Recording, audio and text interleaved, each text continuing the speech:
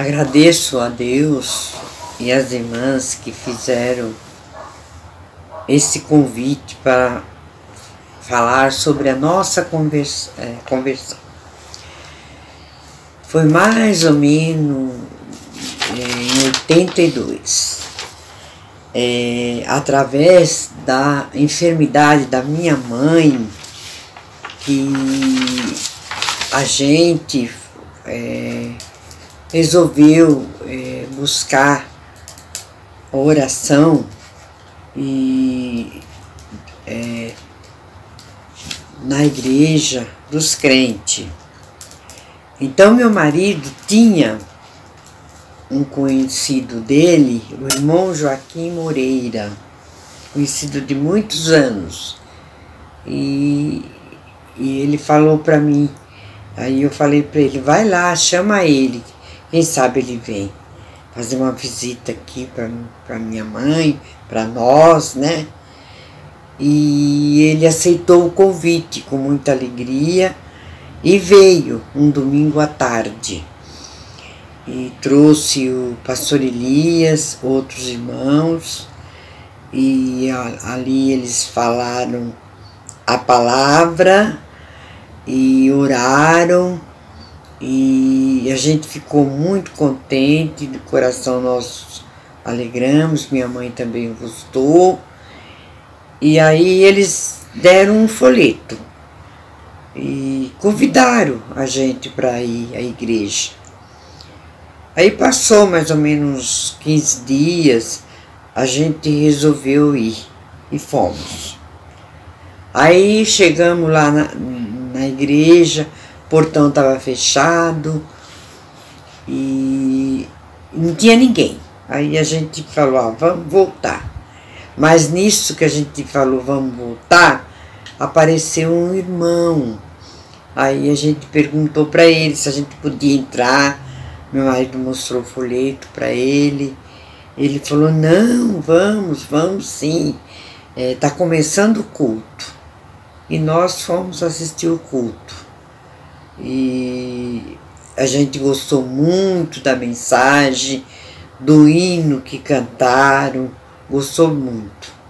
Aí viemos embora.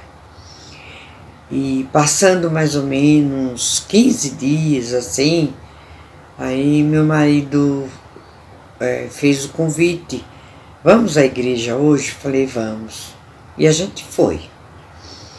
E chegando lá na igreja, fomos, como a primeira vez também, fomos muito bem recebidos pelos irmãos, ficaram muito alegres pela nossa volta. E quem trouxe a mensagem, pregou a palavra, foi o irmão Nivaldo. E o irmão Nivaldo pregou sobre a cruz, sobre a morte de Jesus na cruz, que ele morreu para nos salvar. E ali a gente entendeu a palavra. Aí, quando o irmão Nivaldo fez o apelo, nós fomos lá na frente. Só não foi a Patrícia, que era pequenininha. E saímos dali muito felizes. Então, a nossa conversão foi assim, irmãos.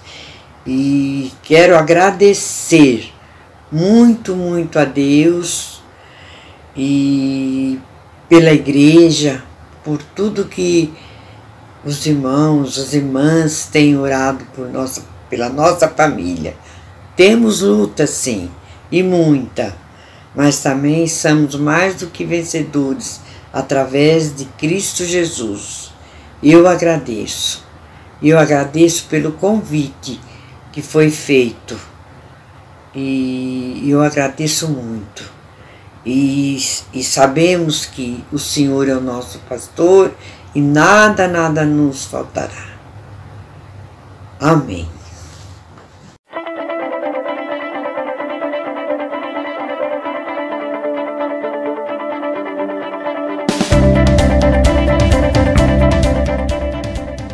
Bom dia, meus queridos irmãos. Que a paz do nosso Deus esteja com todos nesta manhã. Hoje Nós vamos falar da nossa Escola Bíblica Dominical, a lição de número 10. Sou grato a Deus por essa oportunidade e a lição tem como título Jeremias e os seus diálogos com Deus. Vamos orar.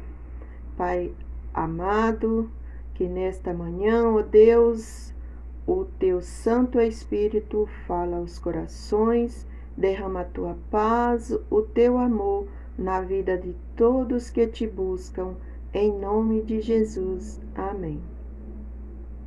O versículo-chave da nossa lição se encontra no Salmo 44, verso 22. Mas por amor a ti, somos entregues à morte continuamente, somos considerados como ovelha para o matador. A nossa lição fala da vida de Jeremias, e os seus diálogos com Deus. Jeremias nasceu na cidade de Anatote por cerca de 640 anos antes de Cristo. Era na terra de Benjamim, próximo a Jerusalém. Jeremias era filho de Ilquias, família sacerdotal, descendente dos levitas, Jeremias era muito jovem, mas ele tinha contato com a tradição religiosa do seu povo. Ele amava o povo de Judá, ele sabia que o povo estava distante de Deus e tinha violado a aliança com o Senhor, mas ele orava por aquele povo, porque Jeremias, apesar de jovem, ele tinha o coração voltado para Deus. No 13º ano do rei Josias, nós encontramos o chamado de Jeremias. O rei Josias foi o último rei bom de Judá, que outros reis do passado também levaram o povo a pecar, adorando outros deuses, se desviando dos caminhos do Senhor. E Josias era um rei bom, voltado para Deus. Em 2 Crônicas 34, nós encontramos o relato da reforma religiosa de Josias. Ele renovou a aliança, conclamou o povo a fazer o mesmo. De início, o povo até concordou, mas logo continuava na desobediência e distanciando cada vez mais dos caminhos de Deus e dos seus mandamentos. Jeremias gostava muito do rei Josias, porque ele gostava do esforço de Josias, da renovação espiritual. Josias se esforçava, quebrando os altares dos deuses e tentando renovar a tradição religiosa daquele povo. Jeremias gostava porque Josias era um rei também temente a Deus. No capítulo 1 de Jeremias, no verso 4 a 19, relata o chamado de Jeremias. Inclui 2 visões proféticas e também algumas palavras finais de exortação e de encorajamento. Vou ler o versículo 5 até o 9 do capítulo 1 de Jeremias. Antes do seu nascimento, estava no ventre da sua mãe, eu o escolhi e separei para que você fosse um profeta para as nações. Então eu disse: ó Senhor meu Deus, eu não sei como falar, sou muito jovem. Mas o Senhor respondeu: não digas que não sabes falar. Vá às pessoas a quem eu enviar e fale tudo o que eu mandar. Não tenha medo de ninguém, pois eu, o Senhor, estou com você para proteger, sou eu, o Senhor, que está falando. Aí o Senhor estendeu a mão, tocou nos meus lábios e disse: Veja, estou lhe dando a mensagem que deves falar. Voltando ao versículo 5, vemos a criação de Deus. Jeremias ainda estava no ventre da sua mãe, mas Deus já havia escolhido. Deus conhecia, o Deus da criação conhecia Jeremias no ventre da sua mãe e o escolheu para ser o seu porta-voz. No verso 6, encontramos a primeira conversa de Jeremias com Deus. Não sei falar, sou muito jovem. A mesma desculpa nós encontramos em outras passagens bíblicas com outros personagens, com outros servos do passado que também se desculparam ao chamar de Deus. E em Êxodo 4:10 nós encontramos quando Deus chamou Moisés para libertar o seu povo do Egito, ele disse: Ah, Senhor, nunca tive facilidade nem no passado, nem agora que fala comigo. Eu sou gago, eu não sei falar. Essa foi a desculpa de Moisés. Mas mesmo assim Deus mandou ele ir, né? Deus providenciou que ele fosse um grande líder do seu povo e libertasse, né? Mas é do ser humano, em primeiro lugar, vinham as desculpas, né? As suas dificuldades. E Jeremias, ele expôs diante de Deus a sua incapacidade e as suas próprias limitações para ser um profeta. Mas mesmo assim, Deus fez dele o seu porta-voz. No verso 7, ele diz: Não digas que é muito jovem. Vá, fale às pessoas a quem eu mandar tudo. Vá, fale às pessoas a quem eu enviar tudo o que eu mandar. Era uma ordem do Senhor para Jeremias. Quando Deus chama, Deus prepara, né? Deus sustenta, mas Deus estava ordenando. Jeremias, você vá e fale às pessoas o que eu mandar. No verso 9, ele disse: tocou-me nos meus lábios. Nós vemos aí o relacionamento de Deus com o profeta. Deus tocou nos lábios de Jeremias e disse: estou dando a mensagem que deves anunciar. Deus estava enviando, chamando Jeremias, e ele estava lhe dando condições, né, para que Jeremias tivesse ânimos, né, começasse a enxergar e perceber que realmente ele tinha um grande desafio pela frente, que era o chamado de Deus. A vida de Jeremias foi um constante diálogo com Deus. Jeremias orou quando houve dúvidas, angústia, perseguição, e ele expôs com clareza as suas dificuldades, a sua tristeza diante do Senhor. Ele, no capítulo 11, no verso 19, ele diz: eu era como cordeiro manso levado para ser morto. Jeremias estava triste. E ele se sentiu como cordeiro levado para o matador. E a primeira rejeição que Jeremias teve que enfrentar foi os seus próprios conterrâneos, o povo de Anatote, talvez os seus familiares, né?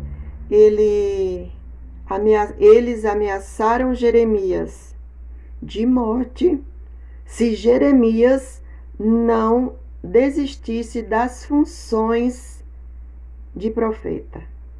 Como Jeremias iria desistir se era um chamado de Deus? Jeremias tinha o coração voltado para Deus, era obediente e ele ouviu chamar. Então ele não poderia de maneira nenhuma desistir de transmitir aquilo que Deus queria que ele transmitisse para o povo. Mas ele foi ameaçado. E vemos ainda neste capítulo, no verso 21, que Jeremias derrama suas queixas diante do Senhor. No 21, ele pediu por justiça e por proteção.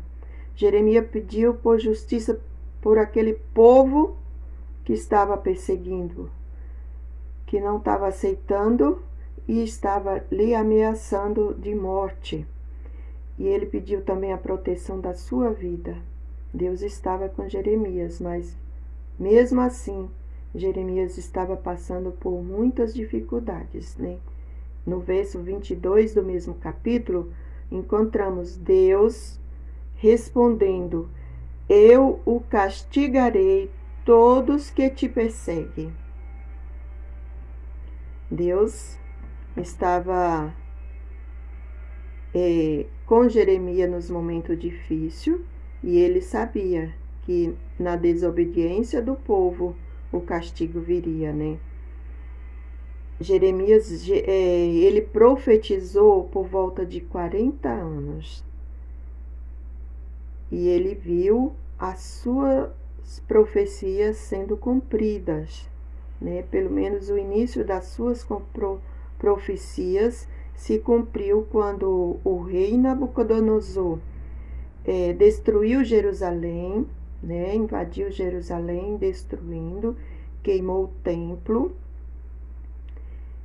e levou para a Babilônia prisioneiro o rei de Judá e grande parte do seu povo. Deus permitiu que Jeremias vivesse para ver o início do cativeiro daquele povo, por causa de não ouvir a mensagem, o recado de Deus através de Jeremias. Se iniciava um cativeiro de 70 anos. Deus havia levantado o servo Jeremias para anunciar o povo, para que aquele povo se reconciliasse com Deus. Mas eles não quiseram ouvir. Eles preferiram ouvir os falsos profetas que diziam que a mensagem de Jeremias era mentirosa e que não vinha de Deus, que não era uma mensagem verdadeira, que as profecias de Jeremias não iriam acontecer. Então Jeremias viveu para ver as suas profecias sendo cumpridas, né? E o castigo para o povo era inevitável. No capítulo 12, encontramos Deus triste com o povo. E Deus compartilhou com o seu profeta a sua dor. Deus estava triste com a rebeldia do povo. Nos primeiros versículos do capítulo 12, Jeremias faz os seus questionamentos. E no versículo 7 e 8, Deus fala: Senhor disse: abandonei o meu povo, rejeitei a nação a quem escolhi, entreguei o povo que eu amo nas mãos dos seus inimigos. O meu povo escolhido virou contra mim, como um leão na floresta. Eles gritaram contra mim, por isso eu os odeio. Deus estava triste com o seu povo. Ele havia avisado que o povo voltasse para os seus caminhos, para os caminhos de Deus. Mas eles não ouviram, não obedeceram. Deus também ficou triste, mas o castigo veio com o cativeiro de 70 anos. Quando começou a se cumprir as profecias de Jeremias, iniciou também o cativeiro. Jeremias não profetizou somente castigo, né? Também figurava as promessas maravilhosas da nova aliança, ratificada pelo sangue de Cristo,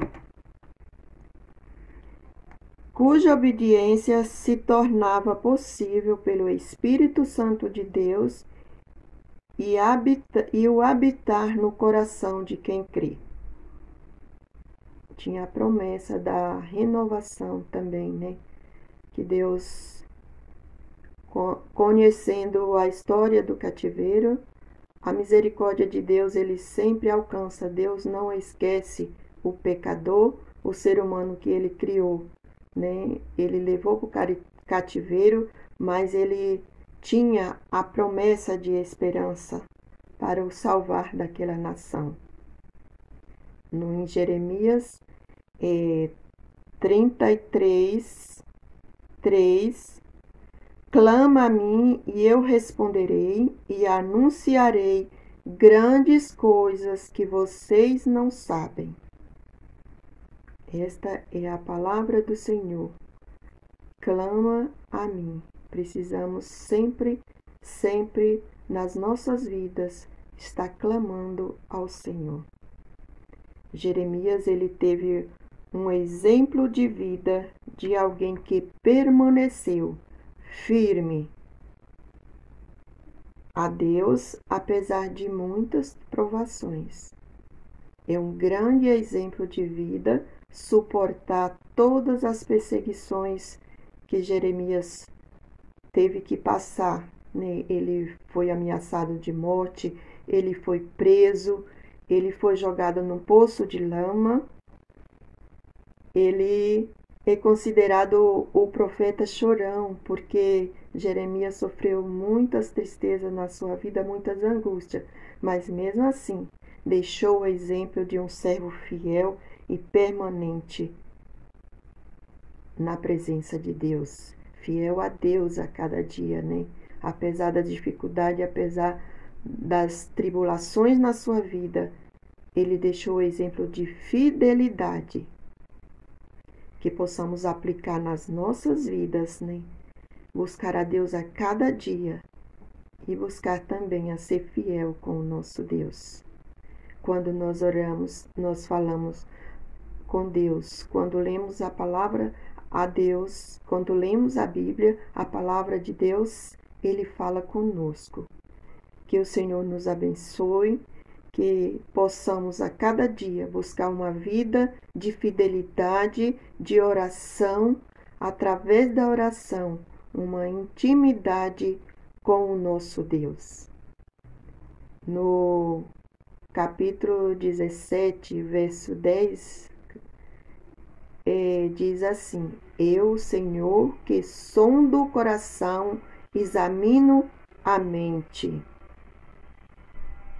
Irmãos, Deus, na sua infinita perfeição, Ele criou o ser humano com um órgão chamado coração, que somente Deus, somente o Senhor conhece.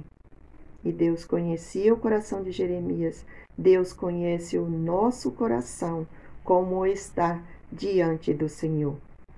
Que Ele nos ajude a cada dia, como servos de Deus, também ter uma vida consagrada nos caminhos do Senhor. Que Ele nos abençoe e vamos orar. Pai querido, que o Senhor abençoe, Senhor, a todos os corações que estão tristes e necessitados de ouvir a Tua palavra.